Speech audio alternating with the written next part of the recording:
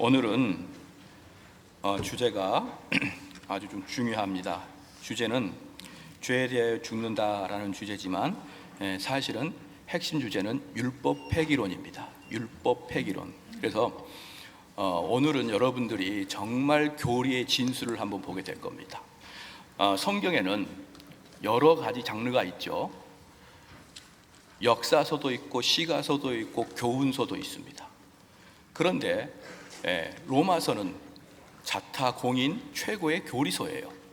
그렇기 때문에 이 로마서를 강의할 때는 조직 신학적 관점, 즉 교리의 관점으로 강의를 하는 것이 맞는 것입니다.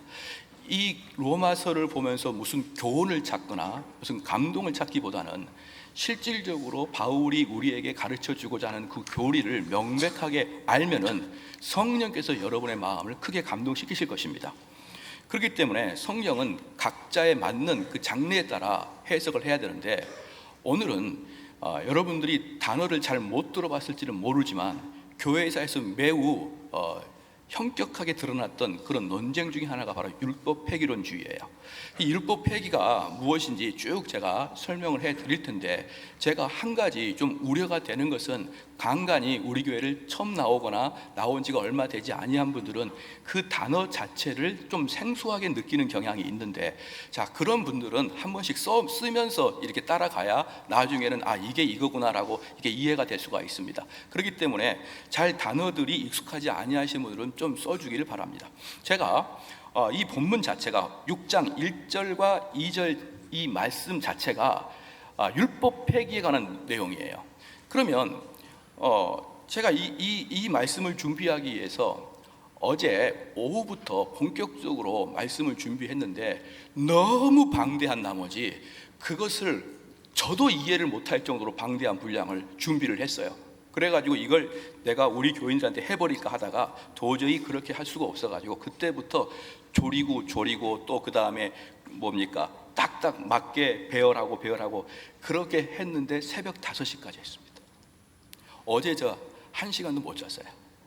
1시간도 못 자고 이 율법 폐기라는 것을 단 한 번의 설교에서 여러분에게 다 주기 위해서 제가 그렇게 노력을 했더라 이 말이죠. 그렇기 때문에 제가 우려가 되는 것은 뭐냐 그러면, 자칫 이렇게 방대한 내용을 제가 줄여서 또 어색한 교리적이고 조직신학적인 설교를 하게 될 때 여러분들이 혹시 이해를 못하실 수도 있을 것 같아가지고 제가 이 말씀을 드리는 거예요.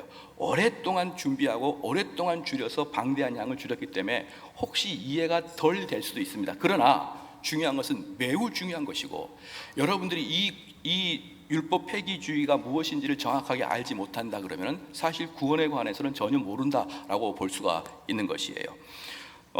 이 말씀은 이 6장 1절 2절에 보면 6장의 맨 위 제목이 보면 성화의 원리라고 나와 있죠. 이 성화의 원리라고 나와 있기 때문에 이 구절을 여러분들이 잘 알아야 성화를 아는 것이고, 그 성화를 아는 것이 참된 그리스도인들의 삶인 것이에요. 그냥 나가서 선하게 살아라 이렇게 이야기하는 것은 아무것도 도움이 되지 않습니다. 그러면 6장 1절 2절이 나오게 된 배경이 뭐냐 그러면 17절 말씀에 이런 것이죠. 5장 17절 말씀에 한 사람이 범죄를 인하여 사망이 그 한 사람으로 말미암아 왕노로 하였은즉 더욱 은혜와 의의 선물이 넘치게 받은 자들이 한 분 예수 그리스도로 말미암아 생명 안에서 왕노로 사니라. 이게 뭐냐 그러면은 한 사람 아담을 통해서 우리는 전부 다 사망의 왕노릇 밑에 있었는데, 다른 한 사람 예수 그리스도의 밑에 있으면서 생명의 왕노릇 밑에 있었다 이 말이죠. 그런데 우리가 생명의 왕노릇 밑에 들어가게 된 이유는 뭐냐 그러면 우리의 행위가 아니라 은혜 때문에 들어왔다 이 말입니다. 은혜 때문에. 우리의 행위로 들어온 게 아니라 은혜 때문에 들어온 거예요. 자, 그 다음에 19절 말씀에 한 사람의 순종치 아니함으로 많은 사람이 죄인 된 것 같이 한 사람의 순종하심으로 많은 사람이 의인이 되리라 라고 제가 19절에 강의할 때 뭐라고 말씀을 드렸냐 그러면, 우리의 구원의 문제는 우리의 죄와 상관없이 지옥이라 그랬어요. 여러분 이해가 기억이 되시죠? 우리가 지옥 가는 문제는 내가 죄를 지어서 지옥 가는 게 아니라 한 사람, 즉 아담이 죄를 지었기 때문에 내가 지옥 가게 된다 이 말입니다. 마찬가지로 내가 천국 가는 문제도 내가 잘해서 천국 가는 게 아니라 한 사람 예수 그리스도 때문에 천국 가는 거예요. 여러분 믿으십니까? 그렇다 그러면 우리는 무슨 선한 행위를 할 필요가 있냐 이 말이에요. 내 죄 때문도 아니고 아담의 죄 때문에 지옥 가는 것이고, 내 선 때문이 아니고 우리 주님의 공로 때문에 내가 천국 가는데, 그러면 우리가 왜 선을 행할 수 있느냐, 뭐하러 선을 행하느냐, 이 이야기가 나오는 것이죠. 그러니까 20절 말씀에 이 말이 나오는 거예요. 율법이 가입한 것은 범죄를 더하게 하려 함이라. 그러나 죄가 더한 곳에 은혜가 더욱 넘친다 그랬어요. 아니, 죄가 있는데 은혜를 덮은다 그랬어요. 그래서 제가 지난주에 그 크신 은혜라고 했을 때, 여러분들이 얼마나 큰 죄를 져도 그 큰 죄하고 비교가 안 되는 무한대의 은혜가 쏟아지니까 어떤 사람도 그 은혜를 거절할 수가 없다라고 제가 말씀을 드렸지 않습니까? 그러면 또 하나 문제가 생기는 거예요. 그럼 뭐하러 내가 이걸 하냐 이 말이에요. 뭐하러 내가 율법을 지키고 뭐하러 내가 선한 행위를 할 필요가 있느냐. 21절에 이는 죄가 사망에서 왕노릇한 것 같이 은혜도 또한 그로 말미암아 왕노릇하여 우리 주 예수 그리스도로 말미암아 영생에 이르게 하려 함이니라. 이 말씀은 뭐냐면 예수님이 은혜의 왕이라는 것이에요. 예수님이 은혜의 왕이라는 뜻은 뭐냐 그러면, 우리가 예수님의 백성이다 라면은 예수님이 우리 왕인데 누가 우리를 거기서 끄집어내겠느냐 이 말이에요. 그러니까 은혜의 왕 노릇한다, 이 뜻은 뭐냐면은 예수님 속에 있는 자들을 끄집어낼 수 있는 자는 아무도 없다는 것입니다.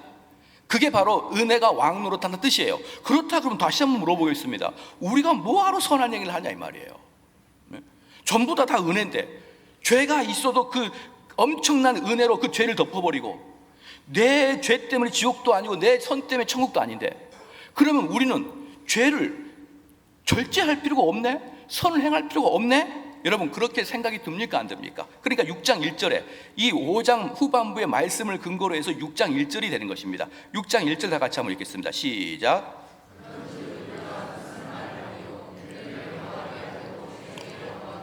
그러니까 지금 바울이 쭉 자기가 스스로 이야기해놓고 스스로 질문하는 것입니다. 그러면 너희들 이렇게 생각하는 거지? 이제 이렇게 묻는 거예요. 너희 이렇게 생각하지? 그러면 은혜를 더하게 하려고, 그럼 우리가 죄 속에 있어도 되겠네? 어차피 죄는, 은혜는 오니까 내가 죄 속에 있어도 괜찮겠네? 너 이렇게 묻고 싶은 거지? 이렇게 말하는 거예요. 그러면서 하는 말이 6장 2절의 말씀이 그럴 수 없느니라는 거예요.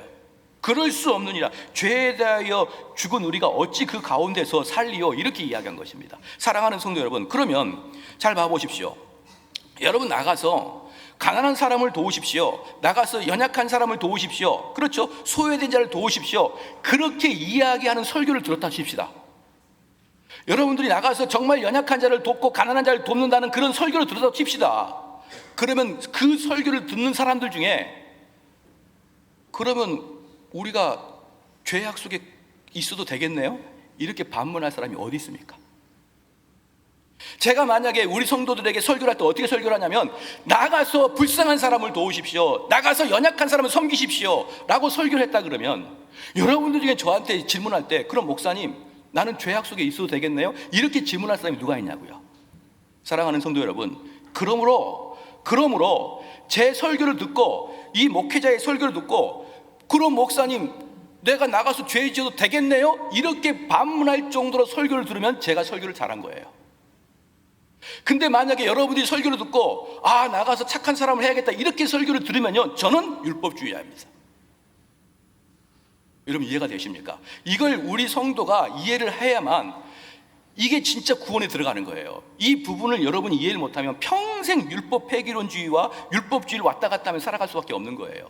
그러니까 여기에 있는 목회자가 나가서 선을 자꾸 강조하고 착한 일을 자꾸 강조하게 되면은, 여러분들은 저를 죽이려고 생각하지도 않고 저를 십자가에 못 박지도 않고 저를 돌로 치지도 않아요. 그런데 바울과 우리 주님은 이런 식으로 이야기를 하니까 십자가에 못 박혀 죽고 돌에 맞아 죽을 뻔한 거예요. 여러분, 믿으십니까? 그래서 참된 설교는 설교를 다 듣고 나서 내가 세상에서 착한 일을 할 필요가 없구나, 이런 마음이 들어야 돼요. 그래야 진짜 여러분이 설교를 듣는 겁니다. 그런 다음에 이제 우리 성도들이, 그럼 목사님 나뭐 나 율법 안 지키고 나 착한 일을 안고 살게요. 그럼 제가 그때 그럴 수 없느니라 또 설교를 하는 거예요. 이 두 번째 설교를 하는 거예요. 그럴 수 없느니라 설교가 두 번째 들어가야 되는데, 이게 되지 아니하면 정말 여러분들은 복음을 모르는 것입니다. 그렇게 해가지고요, 유대인들이 얼마나 착하게 살았느냐. 고대 근동에서는요, 윤리 도덕이 별로 없었습니다. 그래서 그들을 야만인이라 그랬어요. 야만이란 뜻은 뭐냐 그러면 짐승같이 살았던 것이에요. 폭력적인 거, 성적인 문제, 윤리적인 문제 다 엉망인 시대가 고대 이집트 고대 근동의 모습이었습니다. 그런데 그 고대 근동의 모습이 전부 다 타락했는데, 소돔과 고모라처럼 다 타락했는데 오직 유대인들만이 똑바로 사는 거예요. 유대인들만이 정확하게 똑바로 사는 것입니다. 그러니까 많은 사람들이, 많은 나라의 민족들이 유대인들을 보면서 은근히 매력이 느끼는 거예요. 야, 쟤네들은 정말 도덕적으로 사는구나. 쟤네들은 정말 딱 부러지게 사는구나. 우리는 맨날 허랑방탕하게 살고 우리는 타락하게 사는데 저 유대인들은 정말 반듯하게 사는구나.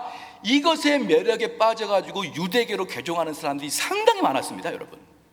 고대 근동에서 유대교로 개종하는 사람들은 전부 다 유대인들의 그 바른 삶, 똑바른 삶, 선한 삶, 윤리적인 삶을 보고 유대인들을 흠모했던 거예요. 그래서 유대인들은 그 많은 민족들 중에 가장 선하게 살고 가장 도덕적으로 살았고 가장 율례를 지키면서 살았던 것이 유대인들인데, 갑자기 바울이라는 사람이 득 나타나가지고 율법 지킨다고 되는 게 아니야, 다른 말로 해서 착하게 산다고 되는 게 아니야, 선한 행위를 한다고 되는 게 아니야, 이렇게 이야기하니까 고린도전서 1장 23절에 유대인에게는 거리끼는 것이요. 유대인은 도대체 동의가 안 돼요.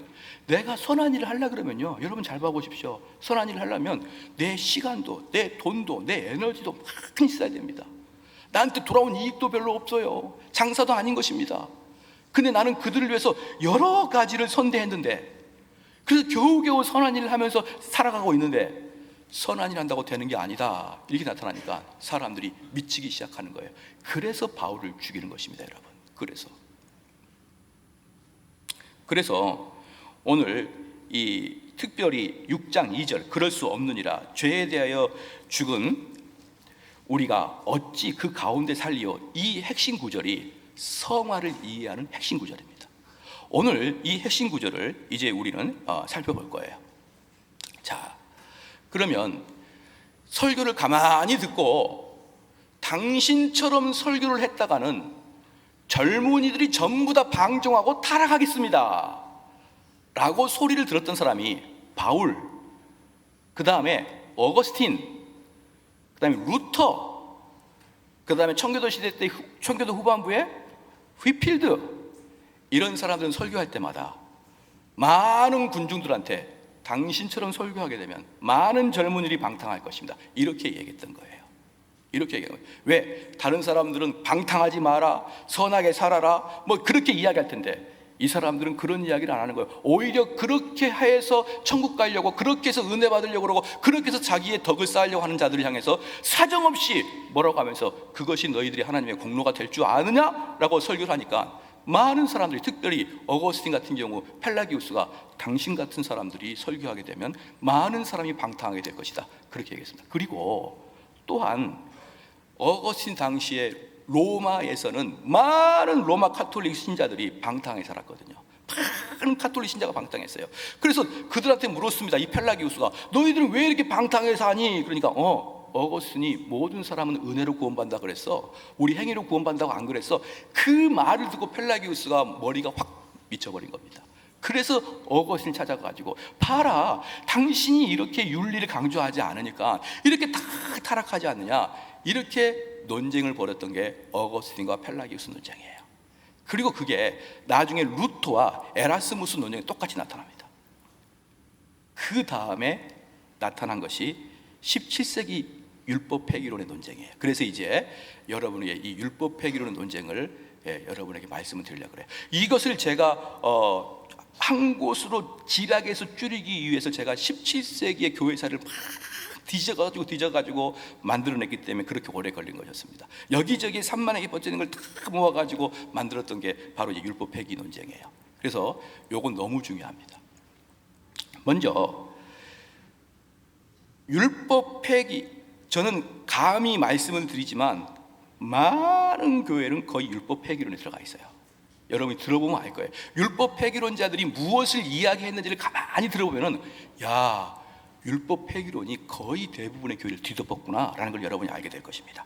그러면 이 논란의 핵심이 뭐냐 그러면 복음은 은혜를 선포하는 것인가, 아니면 복음은 회개와 책망까지 같이 선포하는 것인가, 이 싸움이에요. 그래서 이 논리를 따져 올라가면 어디까지 올라가냐면은 마틴 루터 계열로 올라갑니다. 루터가 뭐라 그랬냐면요, 루터가, 자 여기 한번 봐볼까요? 루터는 두 가지를 이야기했습니다. 뭐냐? 성경에는 율법과 복음이 있다. 자, 성경에는 율법과 복음이 있다. 그런데 율법의 역할은 우리를 그리스도에게 끌고 가는 몽학 선생의 역할을 한다. 이게 루터가 이야기한 거예요. 그래서 율법이 뭐라 그러냐면 너희들의 죄를 지적하고 회개를 촉구하는 설교를 율법 설교라 그러는 거예요. 아시겠죠? 그러니까 율법을 지켜라 이게 아니라 율법 설교라 하는 것은 우리들에게 회개를 촉구하는 무시무시한 설교를 율법 설교를 한단 말입니다. 그러니까 마틴 루터가 뭐라 그랬냐면 율법은 우리를 구원하는 것이 아니라 율법은 우리를 그리스도에게 끌고 가는 몽학 선생의 역할을 한다. 이 율법의 역할이다 라고 얘기했던 것이에요. 여러분 맞습니까? 틀립니까? 맞지요. 그래서 이 루터는 그랬어요. 율법은 죄를 책망하고 회개를 촉구하는 그런 역할을 한다. 그런데 이 율법 가지고는 사람들이 구원받지 못한다는 거예요. 이 율법 가지고는 사람들이 구원받지 못한다. 그럼 구원은 뭘로 받느냐? 복음으로 받는다는 것입니다. 구원은 뭘로 받느냐? 복음으로 받는다는 것이에요. 그럼 복음이 뭐냐? 그러면 예수 그리스도께서 너를 위해서 속죄해줬고 너의 죄를 위해서 십자가에 돌아가셨고 그리스도께서 너를 위해서 의를 취득하셨고 그리스도께서 너희에게 영생을 선포하셨다. 이게 바로 복음인 거예요. 여러분 다시 한번 정리하겠습니다. 율법은 뭐냐? 그러면 여러분을 복음으로 데리고 가기 위해서 여러분에게 겁을 주고 회개케 하는 것이 율법이에요. 이건 율법의 도구입니다. 그랬더니 내가 율법을 들었더니 너무 두려워가지고 그리스도한테 가고자 하는 마음이 간절했는데 그리스도한테 가니까 복음을 선포하는데 그 복음이 뭐냐면 주님이 너를 위해서 돌아가셨다는 거예요. 너의 죄를 용서해 줬다는 것입니다. 이게 바로 마틴 루터가 말했던 율법의 역할과 복음의 역할이에요. 그런데 여기서 핵심이 뭐냐 그러면 율법으로는 구원이 안 되고 복음으로는 구원이 된다는 것입니다. 자, 이제 여기서 문제가 발생합니다. 무슨 문제가 발생하냐면 종교개혁이 1517년 16세기에 일어났죠. 그리고 100년이 지나니까 루터교회에서 뭐가 나타나기 시작하냐면 야, 어차피 율법은 우리를 구원시키지 못하네? 그게 나오는 거예요. 원래 마틴 루터는 율법 아래서 엄청나게 두렵고 떨면서 구원을 달라고 하나님께 기도했던 사람이에요. 근데 루터가 율법 아래서 막 기도해 보니까 율법으로는 자기가 구원을 못 받고 로마서를 보면서 의인은 믿음으로 말미암아 살 것이라는 것을 깨닫고 그렇구나, 내가 율법으로 용서받는 게 아니라 하나님을 믿음으로 용서받는구나 라는 걸 깨달은 게 루터였어요.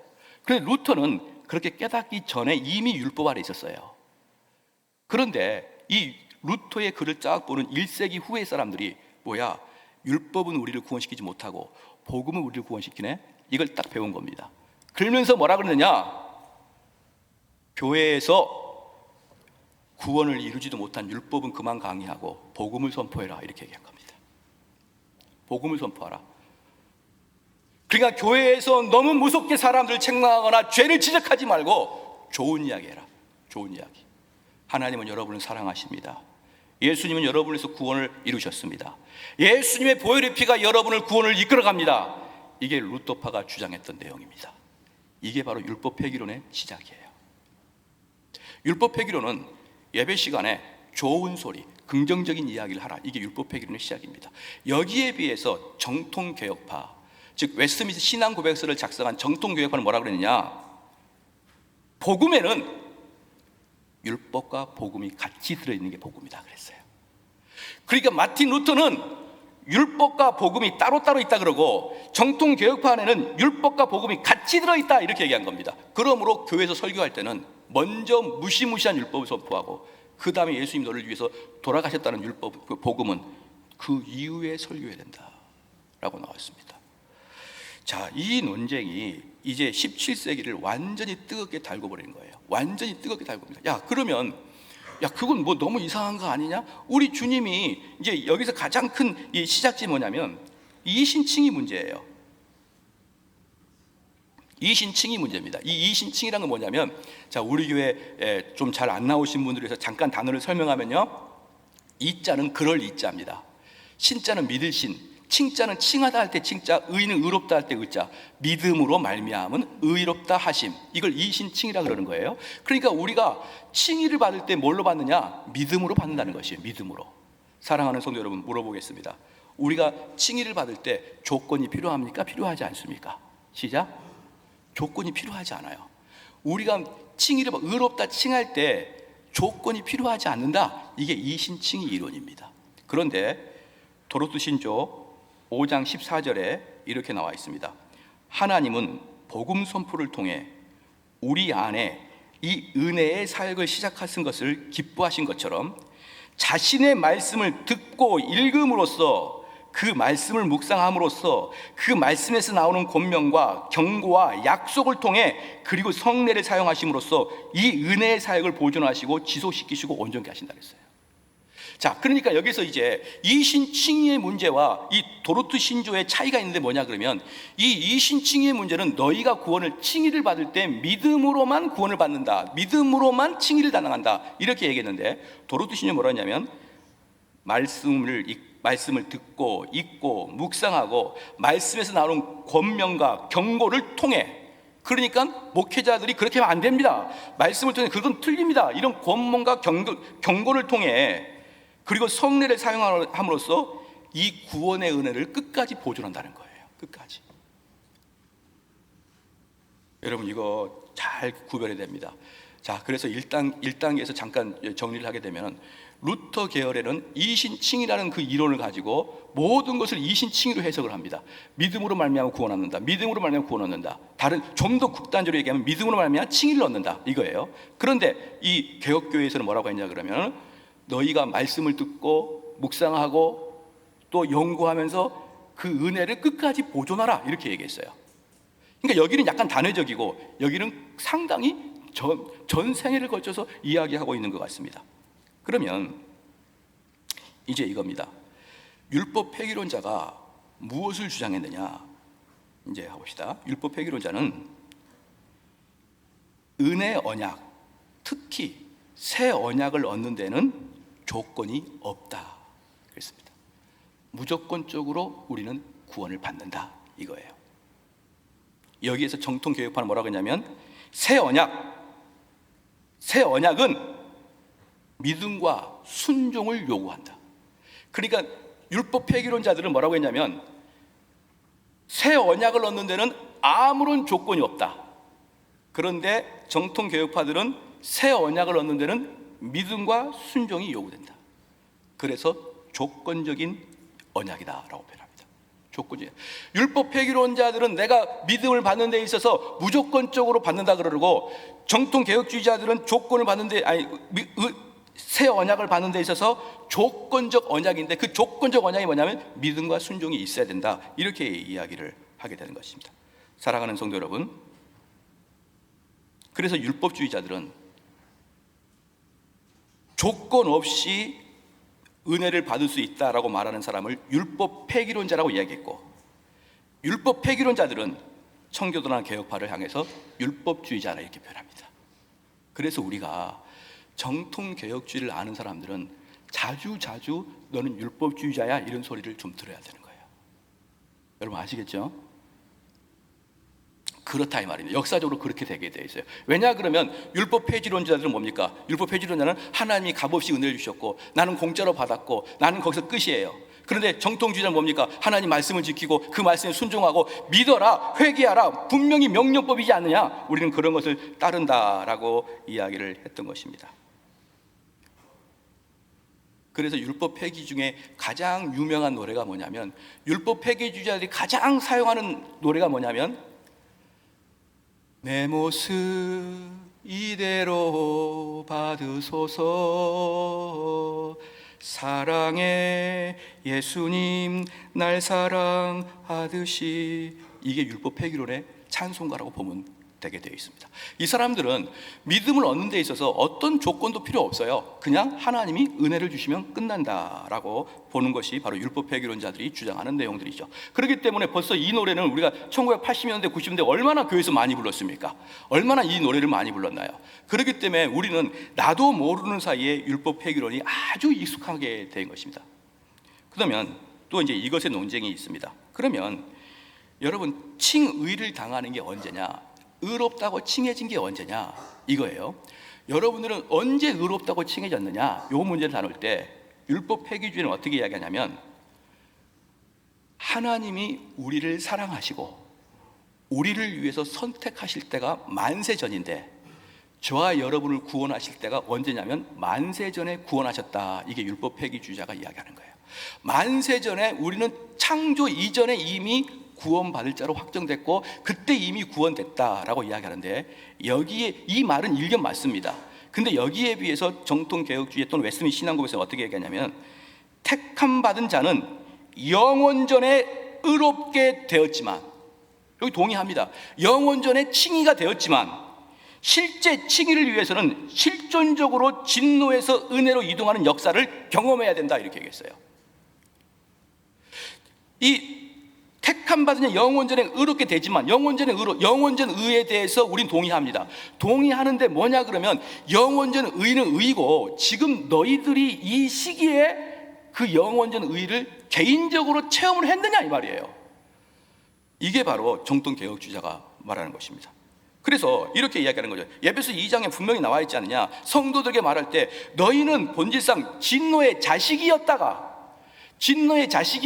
어느 날 하나님께 은혜를 받아서 여러분들이 거듭나는 사건이 있었지 않습니까? 원래는 우리는 태어날 때는 진노의 자식이었어요. 그럼 이렇게 말하는 것이죠. 너가 언제 진노의 자식이었고 언제 거듭난 자였느냐? 그 경계선 근방에서 너가 체험하고 경험한 게 뭐냐? 이렇게 이야기하는 게 정통개혁주의였습니다. 그런데 여기서 율법 폐기론자는 뭡니까? 아니야, 만세전에 우리는 거듭났기 때문에 우리는 그저 차분하게 교회를 다니면 구원받은 자야, 이렇게 얘기를 하는 거예요. 우리는 그저 차분하게 교회를 다니면서 나는 교인이 아닙니다, 나는 술 먹고 담배 피고 나는 다 싫어요, 교회가 싫어요, 나는 이제 배교할 거야, 나는 다른 종교로 바꿀 거야, 이렇게 하기 전까지는 그 사람이 만세전에 이미 거듭났기 때문에 여러분들이 특별히 거부하지 아니하면 다 모든 사람을 성도라고 봐요. 그런데 정통개혁주의자는 그러지 않습니다. 만세전에 거듭난 건 동의한다. 그런데 그게 너 것이 되려고 그러면 너의 살아생전에 그 칭의의 경험을 해야 된다. 여러분, 그러면 이제 여기서 그럼 선행은 뭐냐? 로마서 2장 7절로 한번 가보시겠습니다. 로마서 2장 7절. 로마서 2장 7절입니다. 여기에 보면은 뭐라고 썼냐면 7절에 참고 선을 행하여, 보십시오. 참고 선을 행하여 영광과 존귀와 썩지 아니함을 구하는 자에게 뭐가 있습니까? 시작. 영생이 있다 그랬습니다. 영생이. 근데 여기서 분명히 뭐라고 했습니까? 선을 행하는 자, 영광과 존귀를 좇는 자, 이런 사람에게 영생이 주어졌다는 거예요. 그러면 이게 착각이 되는 게 뭡니까?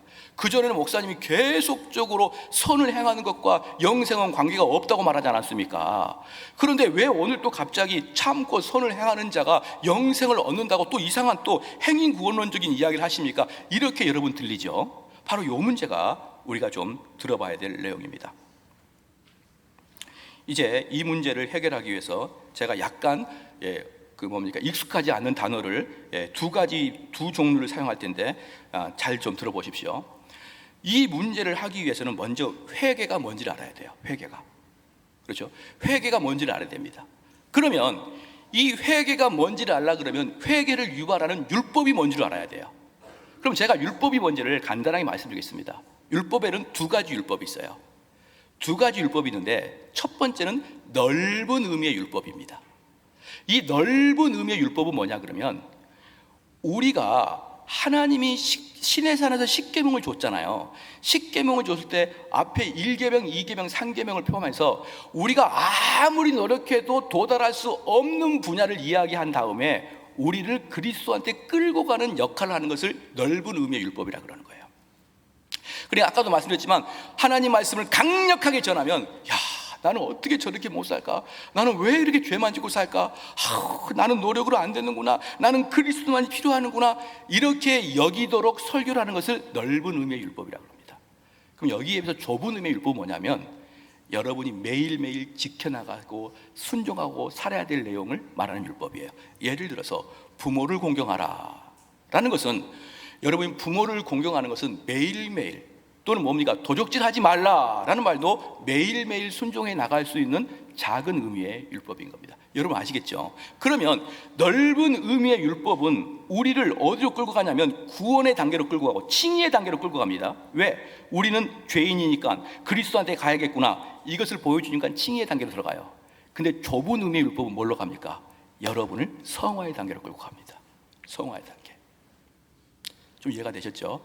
하나는 넓은 의미의 율법은 우리를 칭의로 끌고 가고, 좁은 의미의 율법은 우리를 성화로 끌고 갑니다. 그 다음에 넓은 의미의 율법을 통해서 회개하는 것을 넓은 의미의 회개라 그래요. 그것은 뭐냐 그러면 구원을 이루는 회개입니다. 구원을 이루는 회개예요. 넓은 의미의 율법을 가지고 회개하는 자들은 넓은 의미의 회개인데 그것은 구원을 이루는 단계입니다.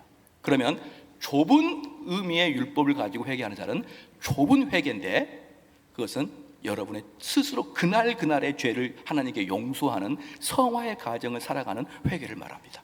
그러니까 우리는 구원받을 때, 칭의가 될 때, 처음에 칭의가 될 때 하나님 앞에 간곡하게 눈물로 흘리면서 내가 그동안 너무너무 잘못 살았군요, 하나님 용서하여 주십시오라고 하면서 칭의의 회심의 경험을 하는 그런 회개가 있어야 되는 거예요. 회심의 경험.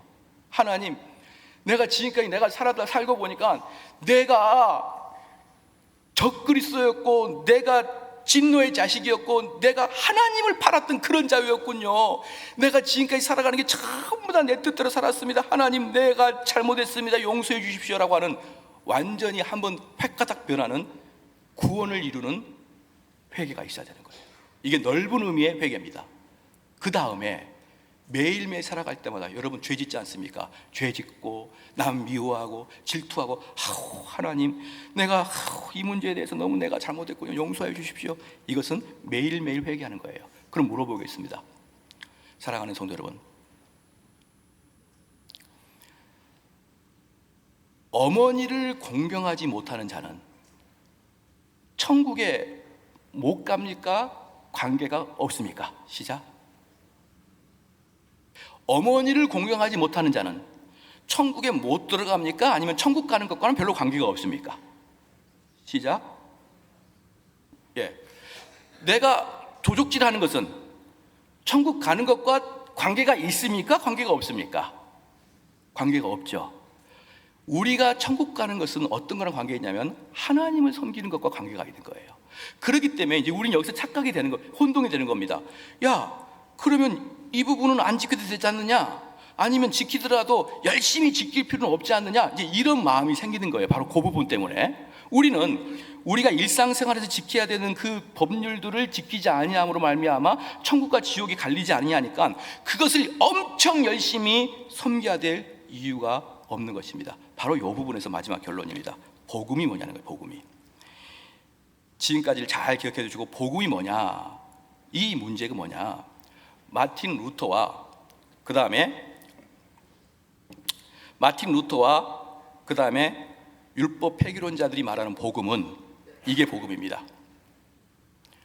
하나님이 우리를 자기의 형상대로 창조하셨는데 아담의 죄로 말미암아서 우리는 타락했고 우리의 노력으로는 도저히 구원을 받을 수 없음으로 말미암아 예수 그리스도가 나를 위해서 대신 죽으셨고, 그리고 그 보혈의 피로 말미암아서 나는 값없이 구원받는다. 이게 율법 폐기론자들이 주장하는 복음이에요.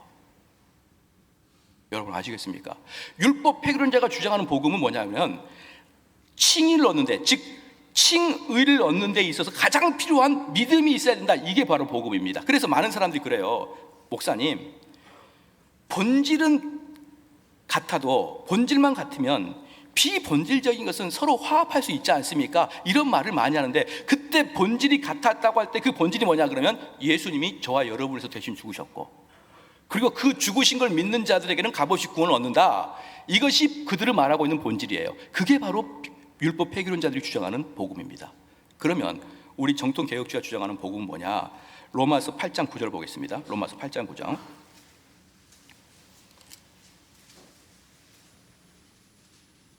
로마서 8장 9절입니다. 한번 같이 한번 읽겠습니다. 시작.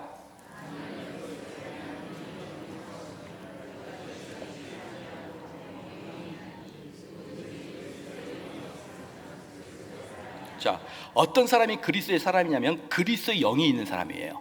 그러니까 그리스도의 영이 있다는 건 뭐냐면 그리스도가 내 마음에 있다는 것이에요. 성령의 형태로 내 마음에 그리스도가 있다는 것입니다. 그러면 그리스도의 무엇이 내 마음에 있는지 한번 볼게요. 골로새서 봅시다. 골로새서 1장 봅시다.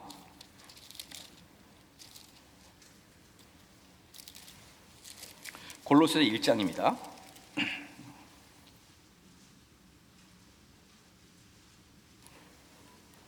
골로새 1장 27절입니다. 골로새서 1장 27절 한번 같이 읽겠습니다. 시작.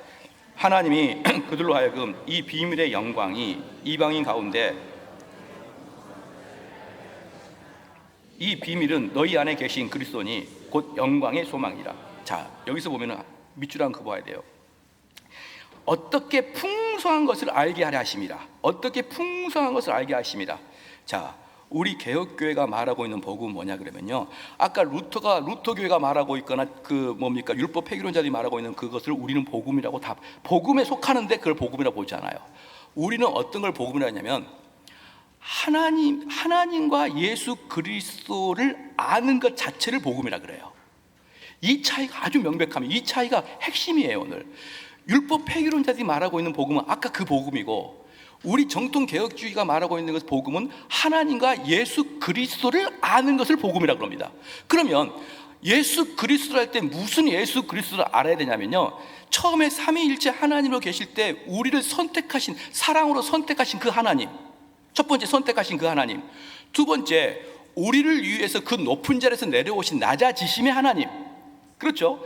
그리고 나중에 모든 고초를 겪은 다음에 다시 하늘로 승천하신 높아지심의 하나님. 그 다음에 이 땅에 오셔서 모든 고난과 고초를 겪으신 하나님. 그 다음에 저와 여러분들이 당연히 했어야 될 그 율법을 우리는 지키지 못했는데 우리 주님이 대신 지켜주신 공의의 하나님. 우리가 당연히 마땅하게 죽어 마땅하는데 우리 대신 죽으신 예수 그리스도의 십자가의 공로의 하나님. 이 모든 것들이 전체가 다 복음이에요. 여러분 믿으십니까?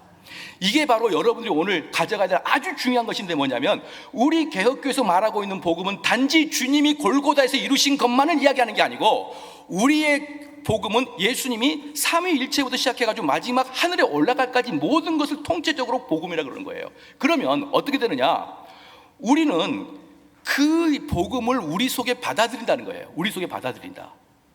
우리 속에 그것을 받아들이면 어떻게 되느냐, 이 복음의 말씀으로 그것을 내 속에 받아들이면 어떻게 되느냐, 성령의 역사하심으로 예수 그리스도가 쑥 들어오는 겁니다. 내 속에. 할렐루야.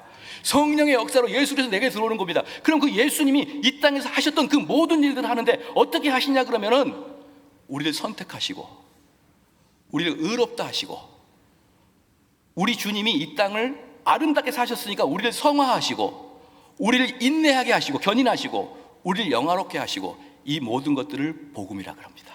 할렐루야. 그래서 자, 결론입니다. 루터와 제세례파의 구원은, 복음은 예수 그리스도의 십자가에 한정되어 있어요. 그래서 그들이 말하는 구원은 칭의의 말은 구원을 말합니다. 그들이 말하고 있는 구원은 칭의를 말하고 있어요. 근데 우리 개혁교회 말하고 있는 구원은 선택부터 마지막 영화까지 몽땅 다 복음이라고 봐요. 구원이라고 봅니다. 그래서 죄송합니다.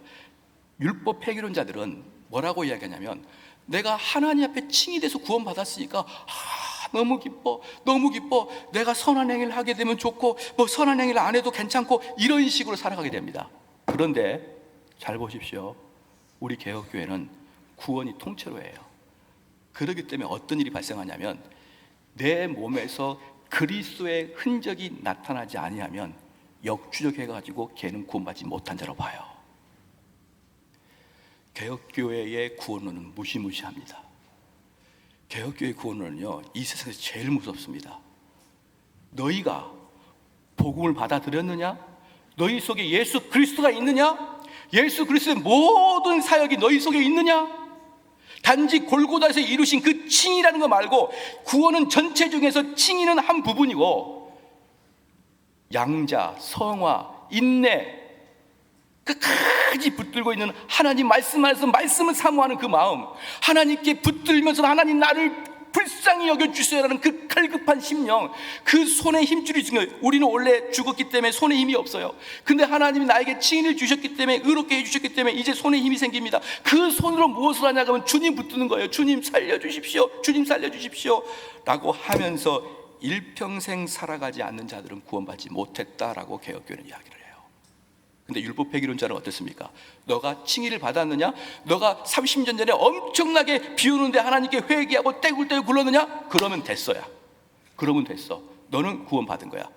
그렇기 때문에 그 사람은 살아가면서 나는 구원받았으니 선한 행위도 해도 되고 안 해도 되고 해도 되고 안 해도 되고, 이게 바로 역사에 나타난 이단 율법 폐기론자입니다.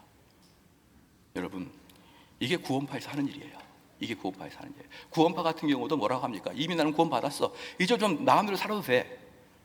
그런데 우리 개혁교회는 내가 죽을 때까지 하나님 안에서 붙들고 말씀 사모하고 하나님께 간구하고 내 몸이 점점 예수님처럼 닮아가요.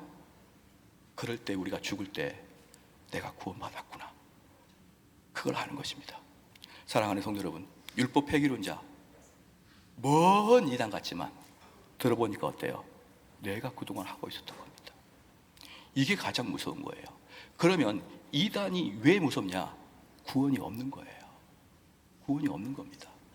그래서 우리 성도들은 이 말씀을 가만히 듣고 하나님 말씀을 얼마나 사랑하고 그 말씀이 내 속에 들어와서 성령이 내 안에서 그리스도화 되어서 내가 이 땅 살아가는데 예수님처럼 살아가는 것을 여러분, 하나님 붙들고 갈구해야 됩니다. 하나님, 내 몸에서 주님의 흔적이 나타나게 하여 주십시오. 하나님, 내가 나이가 들수록 더 겸손하고 나이가 들수록 더 예수님 닮아게 하여 주십시오. 어떤 분들은 젊었을 땐 예수님인데 나이 들면 마귀가 돼버려요. 그러면 절대로 안 됩니다. 나이가 들수록 더욱더 예수님 닮아게 하여 주십시오. 그리고 마지막에 죽을 때 어떻게 죽어야 됩니까? 내 평생 그리던 우리 주님 만나러 간다. 내 평생 그리던 우리 아버지 만나러 간다. 얘들아, 잘 있어라. 내가 먼저 가서 우리 주님 앞에 품에 들어갈 테니까 잘 있어라. 그리고 주님 앞에 가는 거예요. 여러분, 이러한 삶이 청교도의 삶입니다. 이러한 삶이 율법 폐기를 반대하는 청교도들이 그렇게 주장했던 것들이에요. 이러한 삶이 저와 여러분에게 드러나기를 주의 이름으로 축원합니다. 같이 한번 기도하시겠습니다. 우리 기도할 때 우리는 지나치게 은혜 속에 있으면서 율법을 말미암아 죄를 지어도 괜찮겠지 하는 게 은근히 있습니다.